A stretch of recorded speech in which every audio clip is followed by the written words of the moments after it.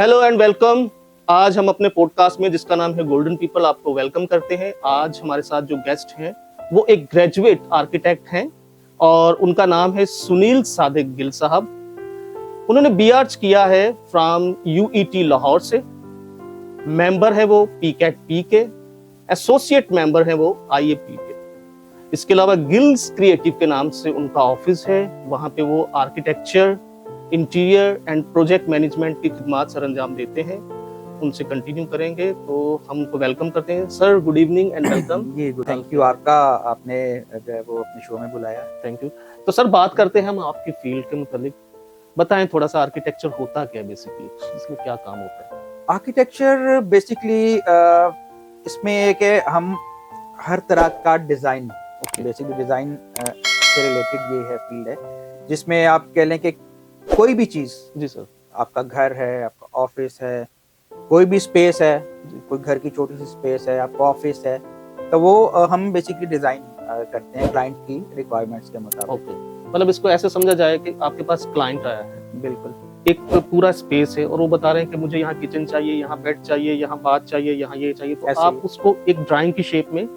बिल्कुल, drawing basically बाद में अच्छा, आता है प्रोसेस, पहले उसका थॉट प्रोसेस होता है, होता है कॉन्सेप्ट डिजाइन। बिल्कुल, तो उनको हम बताते हैं, पहले उनसे उनकी रिक्वायरमेंट्स लेते हैं कि अच्छा आपकी रिक्वायरमेंट क्या है। ओके, फिर एक उनका थॉट ले लेते हैं कि वो किस तरह का एक माइंड क्या है, स्टाइल क्या चाह रहे हैं।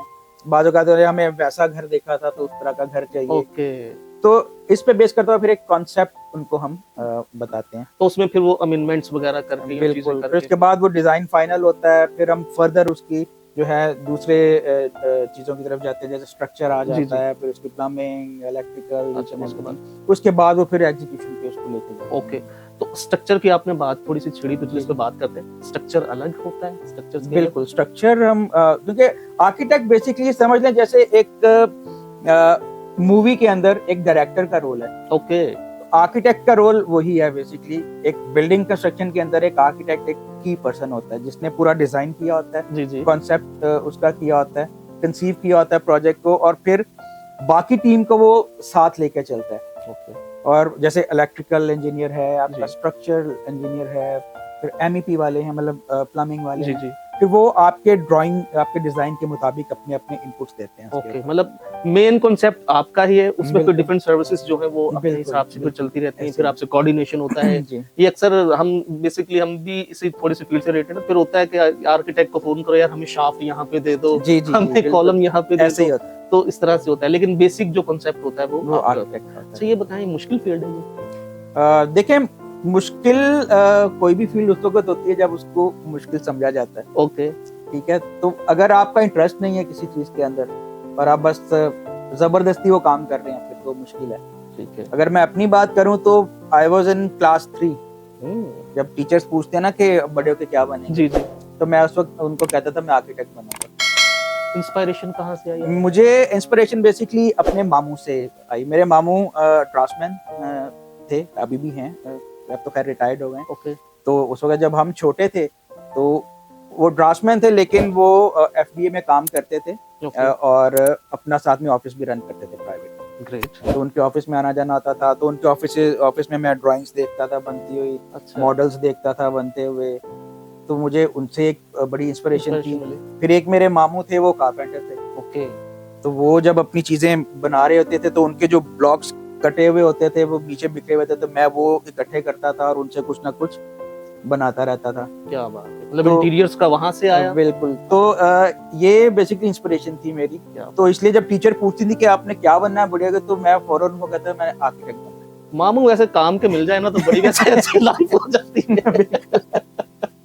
क्या बात है। तो अच्छा, वहां से इंस्पिरेशन आई जी, और फिर आगे आपको उन्होंने गाइड भी किया। और बिल्कुल बिल्कुल। तो अब बताएं, मैट्रिक के बाद इसका होता है या सेकंड ईयर के बाद होता है? कहाँ, कैसे, क्या प्रोसीजर होता है इसके लिए? बेसिकली आपको बेसिक इंटर आपको करना होता है। जैसे इंस्टीट्यूट्स लाइक एनसीए, वहाँ पे कोई हार्ड एंड फास्ट रिक्वायरमेंट नहीं है कि आपने प्री इंजीनियरिंग करके जाना है, जैसे एफएससी प्री इंजीनियरिंग। जी जी जी। लेकिन क्योंकि मैंने यूईटी लाहौर से किया था, वो इंजीनियरिंग यूनिवर्सिटी थी, तो वहाँ पे प्री इंजीनियरिंग की मतलब उसी में आ रिक्वायरमेंट थी, अच्छा, तो मैंने FSC प्री इंजीनियरिंग की हुई थी। that's great. तो इंटर आपने करना है, इंटर मस्ट है। इंटर मस्ट है। उसके बाद आप यूनिवर्सिटीज में, क्योंकि हमारे टाइम पे आप थोड़े से ओल्ड स्कूल हो गए हम लोग भी, तो हमारे टाइम पे ये था कि ओपन मैरिट था। ओके। तो आपको मैरिट पे आना होता था उसमें। हाँ, थोड़ा सा था ये। तो उसमें अब ये था कि लोग क्या करते थे कि जैसे इंजीनियरिंग यूनिवर्सिटी थी, जी, जी। वो 5-6 डिसिप्लिन के अंदर अप्लाई करते थे। अच्छा,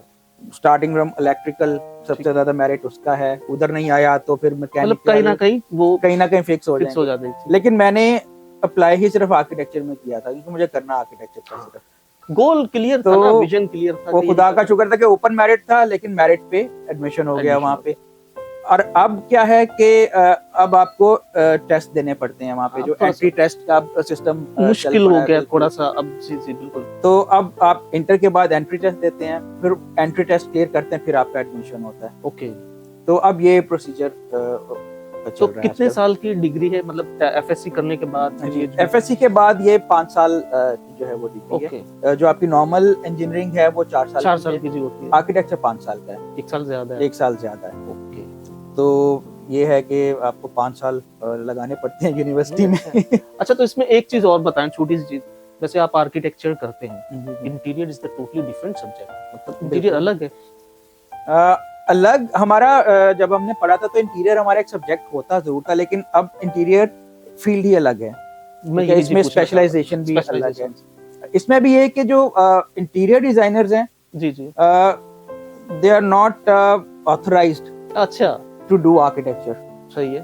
तो लेकिन जो आर्किटेक्ट है वो इंटीरियर प्रैक्टिस कर सकता है, क्योंकि उन्होंने अपने सब्जेक्ट में पढ़ा होता है। बिल्कुल, क्योंकि आर्किटेक्ट्स जो हैं वो इंटीरियर भी प्रैक्टिस कर सकते हैं। क्योंकि अब मैं अपनी बात करूं तो मैंने काफी जो है वो तकरीबन हर किस्म के प्रोजेक्ट्स किए हैं अभी तक, खुदा का शुक्र है, जिसमें इंडस्ट्रियल प्रोजेक्ट से लेके रेजिडेंशियल, फिर ऑफिस इंटीरियर्स और रेनोवेशंस। जी जी। तो सब तरह के जो है ना वो प्रोजेक्ट्स कर चुका हूँ अभी तक।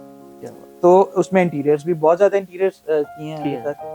तो ऐसा नहीं है कि एक इंटीरियर डिजाइनर जो है वो एक बिल्कुल अलग, ठीक है, वो होते हैं क्योंकि स्टडी सिर्फ इंटीरियर डिजाइन के हवाले से है, ठीक है, लेकिन वो इंटीरियर डिजाइन कब करेंगे जब उनको एक बनी हुई चीज मिलेगी। एग्जैक्टली। तो बनी हुई चीज बनाता कौन है? वो आर्किटेक्ट बनाएगा।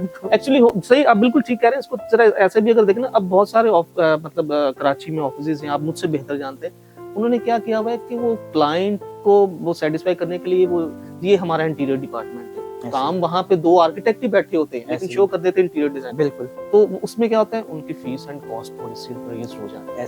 ऐसे तो ये सिलसिला थोड़ा सा वो डिपार्टमेंट्स, जैसे हम लोग भी काम करते हैं तो हमारा भी ऐसे ही है कि हमारा इंटीरियर का डिपार्टमेंट बिल्कुल वो एक अलग काम करता है। ठीक है। तो क्लाइंट ये है कि आपको जो रिक्वायरमेंट्स अपनी देता है तो हमें उसकी रिक्वायरमेंट्स पे चलना है। अच्छा, आपका आर्किटेक्चर का प्रोजेक्ट है, आपको आर्किटेक्चर सर्विस मिल जाएगी। अगर आपका इंटीरियर का प्रोजेक्ट है, आपको इंटीरियर की सर्विस मिल जाएगी।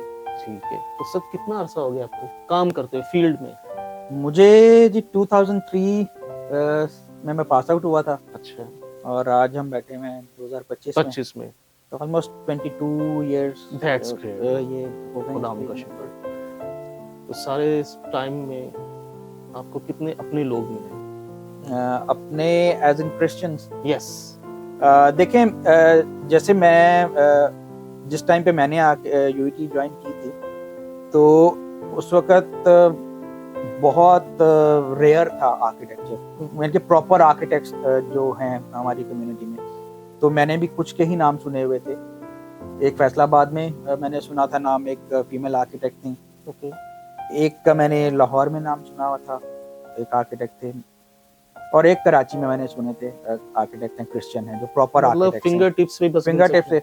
और मैं उनमें से एक एडिशन अपने आप को समझता था कि मैं एक एडिशन होने जा रहा हूँ इसके अंदर। लेकिन खुदा का बड़ा शुक्र है कि अब अगर हम देखते हैं, आज हम 2025 में बैठे हुए हैं। जी जी। तो अब बहुत बच्चे जो हैं निकले, सही कह रहे हैं, क्रिश्चियंस बहुत सारे हैं आर्किटेक्ट्स। अब आप देखेंगे यंग हैं, काम कर रहे हैं, पास आउट भी हो रहे हैं। तो अब लोगों में मैं समझता हूँ कि एजुकेशन वाइज अवेयरनेस आई है, बिल्कुल आई है। और लोग चाहते हैं कि अब वो जो हमारे एक जिसे कहते हैं ना, नॉर्मली जो ट्रेंड चल रहा था हमारी कम्युनिटी में, वो टीचिंग, नर्सिंग और इस तरह के जो प्रोफेशंस थे, अब लोग उससे डिविएट हो रहे हैं और अच्छा है। अब तक के जितने पॉडकास्ट हुए ना, उन सब में ये हाइलाइट्स हुए, क्योंकि थे ये ना प्रोफेशनल, बिल्कुल। मतलब बहुत कम सुनने को मिलता था कि कोई आर्किटेक्ट है, बिल्कुल कोई इंजीनियर है, ऐसे ही या कोई मतलब एविएशंस में है। तो अब आप सही कह रहे हैं, थैंक्स गॉड कि कि इसमें अवेयरनेस अवेयरनेस आई है और बिल्कुल लोगों ऐसे ने जो है थोड़ा स्विच किया है ऐसे थोड़ा सा ऐसे। इस सिलसिले में। इसमें फिर आपने कराची में फिर कब ज्वाइनिंग की और कैसे यहाँ पे मैं जी जैसे ही पास आउट हुआ था मैं जी जी 2003 में, तो मैं कराची शिफ्ट हो गया था ठीक हो गया, और मैंने अपनी पहली जॉब ही कराची में आके शुरू की। मतलब करियर अपना यहाँ कराची में ही स्टार्ट किया मैंने। ओके। तो पहला मेरी जो जॉब थी, मैंने आरिफ हसन के पास, आर्किटेक्ट हैं जो आरिफ हसन, अच्छा उनके पास मैंने जॉब की, ठीक है, जो कि कुछ अरसा मैंने जॉब की, क्योंकि मेरे सीनियर्स ऑलरेडी कराची में आ चुके हुए थे अच्छा यूईटी से ही, तो कुछ अच्छे ऑफिस में काम कर रहे थे यहाँ पे। Right. तो स्टार्टिंग मैंने आरिफ हसन से की, और उसके बाद फिर मुझे मेरे एक सीनियर ने जो है वो बुला लिया वहाँ पे, हाफिज शेर अली के पास, कोलैबोरेटिव जी कोलैबोरेटिव वाले, बड़ा नाम है जी बिल्कुल, और बहुत अच्छे आर्किटेक्ट हैं। एग्जैक्टली। और मैं आज तक उनको क्रेडिट देता हूँ कि मैंने जितना कुछ सीखा, मैंने ज्यादा अरसा जॉब नहीं की, मेरे ख्याल 1.5 से 2 साल उनके पास काम किया मैंने। अच्छा, लेकिन वो 1.5 से 2 साल का अरसा जो था, वो इतनी लर्निंग थी मेरे लर्निंग बहुत लिए की आपने, कि वो आज तक मेरे काम आ रही है। ओके। तो फिर डिफरेंट ऑफिसेस में मैं स्विच करता रहा। उसके बाद आमिर चौधरी के पास मैंने काम किया, फिर मारिया असलम के पास काम किया मैंने, बहुत बड़ा नाम है, फिर उसके बाद NBCL में काम किया, नजमी बिलग्रामी, बड़ा नाम है, ठीक है। वहाँ मैंने 2009 से 2014 तक मैंने काम किया। ये ऐसे आर्किटेक्ट्स का नाम आप बता बिल्कुल। रहे हैं, ये ऐसी लिस्ट है कि जिनका कराची में बहुत नाम बिल्कुल है, ऐसे। इनके पास बहुत काम है, ऐसे ही। और स्पेशली इनके पास बेंगलोर DHA तो सारा इन लोगों के पास है। बिल्कुल, ये बहुत, और इनके पास भी जो मैंने नजमी बिलग्रामी के पास ज्यादा मैंने काम किया, वहाँ पे मैं एक अलग डिपार्टमेंट मैंने एक्सप्लोर किया। एक्सप्लोर क्या किया, मुझे सौंपा गया वहाँ पे। तो वो एस्टिमेशन से रिलेटेड वो था डिपार्टमेंट, कॉस्ट एस्टिमेशन और material estimation, bill of quantity हो गई। तो मैं वो वाला डिपार्टमेंट उनका हेड करता था। Okay, that's great. और वहाँ पे हम लोकल क्लाइंट्स के साथ काम नहीं करते थे, हम यूएस क्लाइंट्स के साथ काम फॉरेनर्स करते था थे। सारा वहाँ पे मामला। बिल्कुल, तो यूएस क्लाइंट्स थे हमारे पास, तो उनके साथ हमारा कोऑर्डिनेशन चलता था। तो वहाँ पे मैंने ये काम किया, तो पूरा डिपार्टमेंट उनका रन किया वहाँ पे। और 2014 में ये है कि फिर मैंने छोड़ा नजमी बिलग्रामी जी जी, और उसके बाद 2014 ऑनवर्ड्स पे मैंने ये गिल्स क्रिएटिव के नाम से एक अपनी कंपनी शुरू की। मतलब यहाँ से टर्निंग पॉइंट था आपका बिल्कुल अपना। बिल्कुल। ठीक है। तो गिल्स क्रिएटिव मैंने 2014 में शुरू किया, और खुदा का शुक्र है कि आज तक वही कर रहा हूँ। चलें जी, गॉड ब्लेस आपको, इसी तरह ये चलती रहे हमारी gills creative.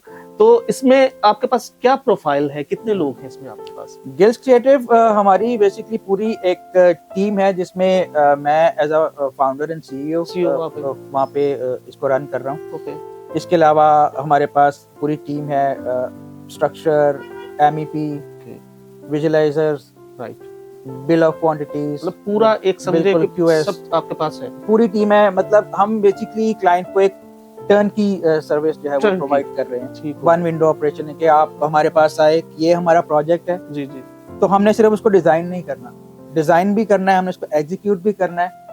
Each and everything and पे आपको आपके हाथ में आपकी चाबी पकड़ानी है। बिल्कुल सही कह रहे हैं, कंप्लीशन के बाद ये बिल्कुल। हो यही रहा है। It's a one window solution. पहले ये होता था कि क्लाइंट जो थे ना वो परेशान हो जाते थे कि वो ये होता था कि कॉन्ट्रैक्टर कोई भाग गया, कोई पैसे लेके भाग गया, किसी मतलब फिर वहां पे डिफरेंट, अब जाहिर है आर्किटेक्ट हैं वो अपने हिसाब से काम करवा रहे, कॉन्ट्रैक्टर मान रहे, तो फिर अब ये जो ट्रंकी वाला सिस्टम शुरू हुआ ना, दैट्स बेस्ट। बिल्कुल। ये कॉस्ट के लिहाज से ज्यादा होता है। देखें, इसमें एट द एंड क्लाइंट को ही फायदा हो रहा होता है। एग्जैक्टली, सारी चीजें उसको एक ही रूप में मिल रही हैं, एक ही जगह ऐसे ही।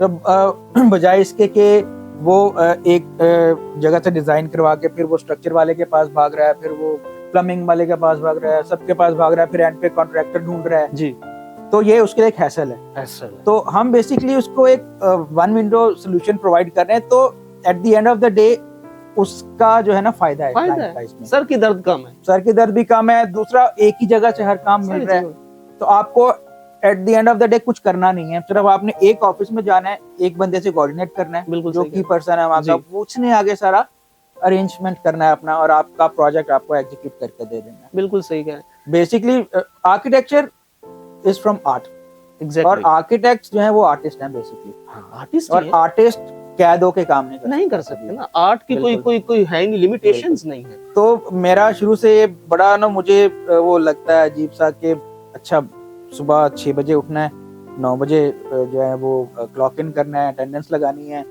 फिर 6 बजे पता नहीं घर आना है कि नहीं आना। मीटिंग हो गई, शेड्यूल बन गया। अक्सर ऐसा होता था कि जब घर आने का टाइम होता था ना, जी, तो बॉस कोई ना कोई काम दे देता था। हाँ, शाम में होता है अक्सर, मीटिंग कर लो और यार, एक client आ एक गया। तो हमारे, नाम नहीं लूंगा, एक बीच में बॉस ऐसे भी आए हैं मेरे कि हम 9 बजे से ऑफिस जाते थे और 6 बजे घर आने का टाइम, ठीक है। तो हमारे बॉस 6 बजे आते थे ओह, ऑफिस, और वो फिर रात 12-1 बजे तक बैठ के काम करते थे, बड़ा और वो फिर opposite एक्सपेक्ट schedule। करते थे कि जितने लोग बैठे हुए ना मेरे साथ 12-1 बजे तक अब वो बैठे रहे। कैसे बैठे? एक बंदा सुबह 9 बजे का आया हुआ है, एनर्जी उसकी खत्म हो गई है। खत्म हो गई। 9 to 6 उसकी एनर्जी जितनी थी उसने वहां पे दे दी। बिल्कुल। कैसे वो इतना नहीं कर तो सकता? बस फिर वो ये चीज थी माइंड में कि यार ये मेरे से नहीं हो पाएगा। हाँ, मैं शायद यहाँ फिट नहीं हो पा नहीं, मैं वाकई जॉब ओरिएंटेड नहीं था। नहीं होता है। तो फिर मैंने 2014 में फाइनली जो है वो Step डिसीजन लिया ये कि नहीं भाई, चले जी, ये अब अच्छी बात। अपना काम करते हैं, चाहे थोड़ा है ज्यादा है, लेकिन एक सुकून है, अपना है। सेटिस्फेक्शन है कि यार मैं बाउंड नहीं हूँ कहीं पे। और फिर देखें, एक्सपीरियंस आपने गेन किया है। बिल्कुल, the person who is doing job वो एक अलग हो रहा है, और बिल्कुल। एक पर्सन है वो अपना काम खुद कर रहा ऐसे ही है। है। देखिए, रिस्पॉन्सिबिलिटीज दोनों में डिवाइड हो बिल्कुल। जाती है, लेकिन ये एक एक्सपीरियंस एक बिल्कुल। अच्छा हो जाता है। और उसके बाद फिर 2016 में मुझे एक बड़ा अच्छा क्लाइंट मिला, DHL। DHL बहुत बड़ा DHL नाम है। के साथ मैं 2016 से एज अ कॉर्पोरेट कंसल्टेंट जो है वो मैं काम कर रहा हूँ उनके साथ। जी, मैंने प्रोफाइल में आपकी और भी उसमें बहुत बिल्कुल। प्रोजेक्ट्स थे। तो वो DHL जो है वो की क्लाइंट है इस वक्त Okay. हमारा, तो उनके साथ पूरे पाकिस्तान में जी जी उनके सारे प्रोजेक्ट्स हम देखते हैं। उनका कोई फैसिलिटी है, सर्विस पॉइंट्स हैं, फ्रेंचाइजीज हैं, तो सब कुछ जो हम डिजाइन करते हैं वो सारी चीजें आप लोग बिल्कुल। करते हैं। तो उनके साथ बहुत एक्सपीरियंस जो है ना, मजीद एक्सपीरियंस गेन किया है उनके साथ। ओके, तो इस तरह के और काफी, फिर मैंने एक कंपनी थी यंग एसोसिएट्स के नाम से, यंग एसोसिएट, हम उनके साथ भी काम किया एज अ कंसल्टेंट। ओके, उनके साथ हमने गवर्नमेंट के प्रोजेक्ट्स बहुत किए हैं, अच्छा अच्छा। कैडेट कॉलेजेस बहुत किए हैं। कैडेट कॉलेज आप लगा लें यहाँ के पटारो, फिर सांगड़, फिर मिठी, रीजन्स के काम उनके पास ज्यादा थे, बहुत सही कह बहुत, रहे हैं। क्योंकि फिर हम कर- बटरासी नॉर्थ में काफी काम किया उनके साथ। अच्छा अच्छा अच्छा अच्छा अच्छा, वो काफी आपका एक्सपीरियंस इस फील्ड में रह चुका खुदा है। का शुक्र है कि काफी काम किया, और अभी भी सीख रहे हैं, कर रहे हैं जाहिर है, फील्ड में तो फिर ऐसे फिर ऐसी है, आगे रोज की नई चीज सीखने नई को चीजें फिर चलती रहती हैं और इस तरीके से चलता रहता है। अच्छा सर, अब ये बताएं, देखिए ये तो आपने अपनी जर्नी बता दी और हमें खुशी भी हुई कि आपने किस तरीके से यहाँ तक पहुंचे, क्या इंस्पिरेशन थी, क्या मोटिवेशन थी। आप जरा अपना एक्सपीरियंस शेयर करें हमारे पब्लिक के साथ, व्यूअर्स के साथ, और उनको बताएं इस फील्ड के बारे में, कैसे वो इस फील्ड में आ सकते हैं, उनको एजुकेशनल पॉइंट ऑफ व्यू से क्या करना है, कौन सी डिग्री होगी, इसमें क्या स्कोप है, फाइनेंशियली इसमें कितना फायदा है, और इसका स्टेटस क्या है, व्हाइट कॉलर है, ये सब चीजें आप हमारे व्यूअर्स को बताएं प्लीज। देखिए, जहाँ तक ताल्लुक है आर्किटेक्चर का, तो मैं क्योंकि खुद एक आर्किटेक्ट हूँ, तो मैं तो यही कहूँगा कि this is the best field. लेकिन अब इस तक पहुँचना कैसे है? देखिए, सबसे पहले तो ये कि अपने माइंड में आपने एक गोल सेट करना है कि आपने एक्चुअली करना क्या है। अगर तो आपका इंटरेस्ट है इस तरफ, और इंटरेस्ट आपका शुरू से ही जो है ना वो डेवलप होता हुआ नजर आ जाता है। जैसे आपने अगर आर्किटेक्चर की तरफ जाना है, तो ऑब्वियसली आप स्केचिंग में अच्छे होंगे, आप स्केच करते होंगे कोई चीज, आपकी कलर पेंसिल्स बहुत अच्छी होंगी, कलर्स करते होंगे बहुत अच्छे, या आर्ट रिलेटेड होंगे, आर्ट ओरिएंटेड होंगे। तो जब आप इस तरह का एप्टीट्यूड रखते हैं, तो you are good to fit in architecture. ठीक है, अगर आपकी स्केचिंग अच्छी है, आप आर्टिस्टिक हैं, ठीक है, स्केचिंग अच्छी है और कलर्स अच्छे हैं, कलर सेंस अच्छी है, एस्थेटिक्स अच्छी है, तो you are good enough to fit in architecture. ठीक है, पहले तो ये गोल एक आप सेट कर लें कि आपने जाना है आगे, और अगर जाना है फिर पहले तो अपनी बेसिक एजुकेशन कंप्लीट करें आप। बेसिक एजुकेशन लाइक अपना जो भी है, मैट्रिक कर रहे हैं तो मैट्रिक करें, ओ लेवल या अपना जो है कैम्ब्रिज कर रहे हैं वो कंप्लीट करें, फिर search for a good institute, architecture, school of architecture या कोई यूनिवर्सिटी जहाँ आर्किटेक्चर की डिग्री करवाई जा रही है, ठीक है जी। और इससे पहले आप अपना जो इंटरमीडिएट का लेवल है वो आप क्लियर करें पहले, और जब आप बेसिक एजुकेशन पूरी कर लें फिर look for a good institute, ठीक है। और जैसे कराची में आप देखें तो यहाँ पे आपका NED कराची यूनिवर्सिटी, फिर आपका Indus valley school of arts, ये जो है वो माने हुए इंस्टीट्यूट्स हैं जहाँ से आप आर्किटेक्चर कर सकते हैं। फिर अगर आप पंजाब साइड पे जाते हैं वहाँ पे आपका UET, NCA, फिर अब और खैर काफ़ी सारे इंस्टीट्यूट्स अब और आ गए हैं जो कि आर्किटेक्चर की डिग्री ऑफर कर रहे हैं। तो there is a 5 years degree, आप वंस 5 years डिग्री कंप्लीट कर लेंगे, फिर अगर तो आपने प्रैक्टिकल फील्ड में जाना है, काम करना है, तो good enough, bachelors is good enough कि आप फील्ड में काम करें। लेकिन अगर आपने एकेडमिक्स की तरफ जाना है, आपका एप्टीट्यूड है कि आपने पढ़ाना है, then go for masters degree. तो आर्किटेक्चर में आप मास्टर करें, वहाँ पे आप अपना एक फील्ड जो है वो स्पेसिफाई कर लें, आपका अर्बन प्लानिंग है या आपका इंटीरियर है, आप एक स्पेसिफाई कर लें, उसमें मास्टर्स करें और फिर उसमें एक्सेल करें, उसमें आप पोस्ट ग्रेजुएट करें, आप डॉक्टरेट करें, फिर आप आगे बढ़ते ये लैंडस्केपिंग भी आपने ही, लैंडस्केपिंग इसका एक अलग शोबा है, बिल्कुल ठीक है, रिलेटेड इसी से ही है। Continue please. तो ये हो गई बात आपकी डिग्री तक पहुंचने की। अब जो आपने बात की है कि फाइनेंशियल एस्पेक्ट, हाँ थोड़ा उसमें मैं सबसे यही कहता हूँ कि देखें खासतौर पे जो यंग जनरेशन है हमारी, कि वो बहुत ज्यादा मटेरियलिस्टिक है, ठीक है। तो मैं आप लोगों से भी यही कहूंगा कि द मोमेंट आप डिग्री कर लेते हैं तो don't look for financial aspect, आप फोकस रखें अपना एक्सपीरियंस गेन करने। देखें, आप काम सीखेंगे, आपको काम आता होगा तो फिर पैसा आपकी तरफ भागेगा, राइट। आप अपनी मर्जी से डिमांड कर सकते हैं। अब ऐसा नहीं है कि मैंने डिग्री कर ली, आता जाता मुझे कुछ नहीं है कि मैं आर्किटेक्ट बन गया हूँ, और आपसे किसी ऑफिस में भी अगर आप से डिमांड पूछी गई मैं इतने पैसे लूंगा, वो आपका मुंह देखेगा कि यार ये अभी निकला है बाहर, हाँ, और पास आउट हुआ है और ये हमसे इतनी डिमांड कर, सही कह रहे हैं। तो पैसे को आप सेकेंडरी रखें और कोशिश करें कि कोई 5-7 साल लग के किसी एक जगह पे प्रॉपर काम कर लें। काम अगर आपको आ जाएगा तो फिर आप डिमांड कर सकते हैं। अदरवाइज ये है कि आप अगर पैसा पैसा पैसा देखते रहेंगे, आप एक ऑफिस में काम करेंगे, उधर से निकलेंगे दूसरे में, दूसरे से निकलेंगे तीसरे में, तो आप फिरते रहेंगे, घूमते रहेंगे अनटिल अनलेस के आपके पास एक गोल नहीं है, तो आप घूमते रहेंगे, भटकते रहेंगे बेसिकली। तो फाइनेंशियल एस्पेक्ट बिल्कुल है इसका, और अगर आप प्रॉपरली काम कर रहे हैं, इवन अगर आप जॉब भी कर रहे हैं, तो एक दिन आता है जब आप 5 साल प्लस का एक्सपीरियंस ले लेते हैं, तो फिर आपकी सैलरी अगर आज के हिसाब से हम देखें तो मेरे ख्याल में कोई 5 years प्लस का भी जो आर्किटेक्ट है वो आप आराम से जो है 2 से 2.5 लाख रुपया तो डिमांड कर सकते हैं। यही मार्केट है। तो और अगर आपका फोकस है कि आपने आगे चल के अपना काम करना है, देन नथिंग लाइक इट।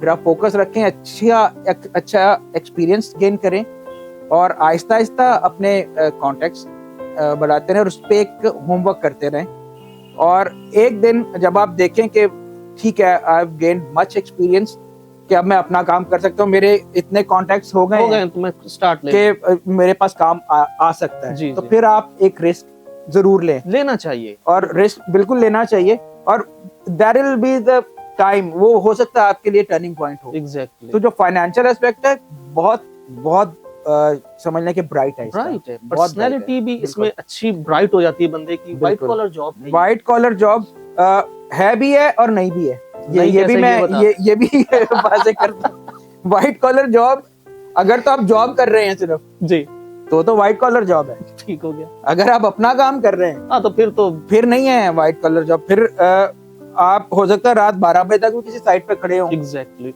फिर तो पूरा देखे ना, सारी ठीक है। चीजें आपने और देखनी है। मैंने जाना है, मैंने एक एक चीज चेक भी करनी है, तो मेरे कपड़े गंदे भी होने हैं, Contractors हाथ भी गंदे होने हैं, साइट मैंने पे मिट्टी गारे में हाथ भी डालना है।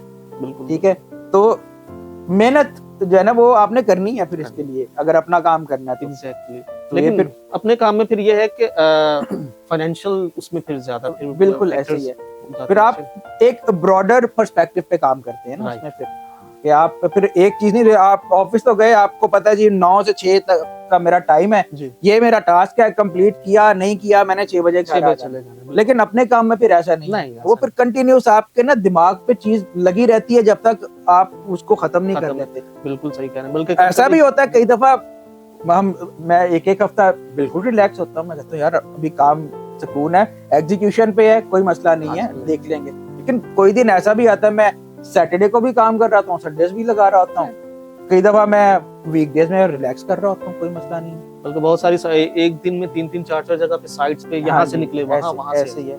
और तो उसमें फिर लोग देखते हैं यार ये वो समझते हैं, कई लोग समझते हैं यार ये वेला है उनको क्या पता कि साइट्स पे जाके काम चेक कर तो यार ये बैठा रहता है, जब देखो वो घर से कभी निकल रहा है 12-12 बजे निकल रहा है, और कभी देखो तो सारी रात नहीं सो रहा, ये करता क्या ये बंदा। एक्चुअली हमारी फील्ड की जो टर्म है ना उसमें बिल्कुल। अब समझाना थोड़ा सा मुश्किल हो जाता है। अब हमारा प्रोजेक्ट आप सही कह रहे हैं, जब एक्सक्यूशन पे है या फाइनल उस पे है तो हम तो फिर बिल्कुल रिलैक्स है ना, अब तो वो बिल्कुल। फेज बिल्कुल फाइनल निकल गया, फेज पे बिल्कुल है, ऐसे ही है। तो तो उसमें तो यही है आप लोगों के लिए एक जिसे कहते हैं कि फूड फॉर थॉट यही है कि बस मेहनत है। एक तो पहले फोकस अपना डिफाइन कर लें, फिर उसके लिए मेहनत कर लें, और ये उस पर रिसर्च करें प्रॉपर कि मैं कौन सी डिग्री करूंगा, या अगर आर्किटेक्चर करूंगा तो मैं कहाँ तक जा सकता हूँ, और उसके बाद फिर क्या कहते हैं कि फील्ड में निकल जाएं और काम करें बस। Thank you so much sir, it's a pleasure being here. Believe me बहुत मजा आया आपसे, क्योंकि फील्ड को आपने जिस तरीके से एक्सप्लेन किया, गाइड किया लोगों को, यूथ को, बहुत मजा आया। Thank you so much sir, बहुत शुक्रिया।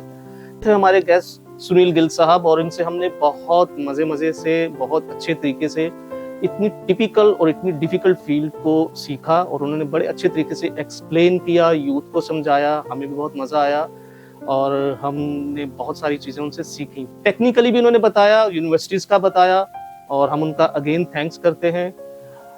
हमारा वेट कीजिएगा नेक्स्ट पॉडकास्ट के लिए, एक नई पर्सनैलिटी के साथ आपके साथ हाजिर होंगे। जब तक के लिए हमारा इंतजार कीजिएगा। Thank you so much. खुदा हाफिज।